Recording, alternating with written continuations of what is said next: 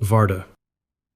At 0400 Zulu, NATO's northernmost eye went completely blind. No explosion. No missile. Just a wall of static. Stay with me. Because what this electronic silence means, what it reveals about a new weapon that can disable a nation's defenses without firing a shot, and why it constitutes an act of war that we don't have a word for yet, is the story of how the next great war will begin. The radar is the Globus III, a $1.5 billion asset on a remote Norwegian island. Its official mission is tracking space debris for the U.S. Space Force. Its unacknowledged mission is strategic reconnaissance. It is positioned just 40 miles from the Russian border, 40 miles from the most concentrated bastion of nuclear power in the Russian Federation. The Kola Peninsula is home to Russia's Northern Fleet, the bastion for its second strike nuclear capability. And for decades, a facility like this operated under a core assumption, the assumption of sanctuary, the assumption that to destroy it you would need to physically attack it. This assumption was the foundation of NATO's northern flank. That assumption is now broken. Let's talk about the physics. Intelligence sources assessed the weapon was a high-power microwave, or HPM. A high-gain antenna, likely on the Kola Peninsula, focusing gigawatts of energy into a tight beam. The energy pulse is invisible, silent, and travels at the speed of light. This is not a bomb, it is a signal, weaponized. The target was not the dome. The target was the delicate electronics inside. The Globus III is an active electronically scanned array, an AESA radar. Its core is thousands of gallium nitride transmit-receive modules. They are highly efficient but have a critical vulnerability.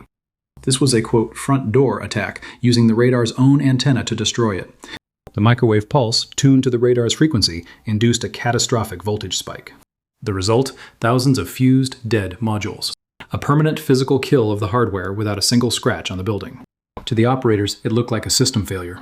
But the repair requires replacing the entire radar face, a process that takes years.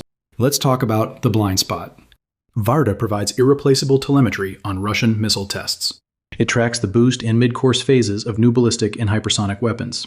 Its loss means NATO and the US can no longer independently verify their performance. The West's understanding of Russia's nuclear delivery capabilities begins to degrade. This is a depletion of certainty.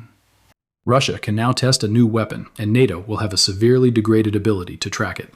This is not a tactical problem. This is a strategic intelligence deficit.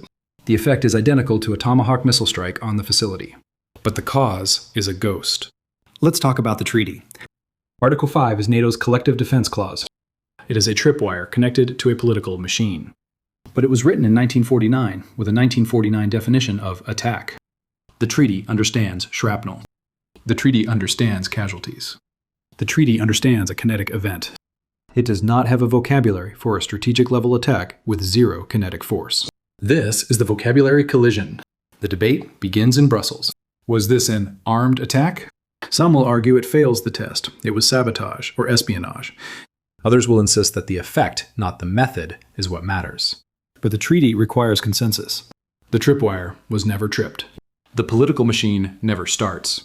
This diplomatic paralysis is not a bug. It is the feature. Let's talk about the real target. The target was not the hardware. The target was the OODA loop of the NATO alliance. Observe, the radar goes down. Orient, it might be a failure, it might be an attack. Act, the response is paralyzed. Because the attack was engineered to freeze the decide phase indefinitely. This is a doctrinal denial of service attack. The physics of microwaves were bridged to the legal language of a 1949 treaty. The weapon was calibrated not for physical destruction, but for legal ambiguity. The goal was to cause a, quote, stack overflow in the bureaucracy. The day after the attack, Russia denies everything. They blame the failure on faulty Western technology. Then, 1 week later, they conduct a test launch in the Barents Sea. A new hypersonic vehicle, its trajectory unverified by NATO. The blinding operation is a success. They have not only blinded a sensor, they have illuminated a fatal design flaw in the cognitive architecture of their adversary. So from this morning forward, what has changed?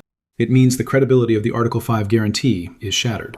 Not by a military defeat, but by a legal and semantic one. It means an adversary has demonstrated the ability to inflict strategic damage below the threshold of response. It means that for smaller allies, the promise of protection now has a fatal asterisk.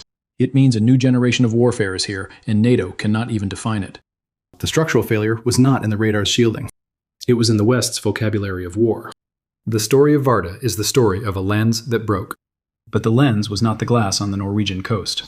It was the worldview of the alliance that relied on it. The West's entire deterrence model was built on a language that has just been rendered obsolete. Thresholds once crossed cannot be uncrossed. The primary weapon of the 21st century is not the missile. It is the engineered, weaponized ambiguity that prevents a response. The border between war and peace is no longer a line. It is a spectrum of deniability. And in that gray zone, the signal is the weapon. Vardø is blind.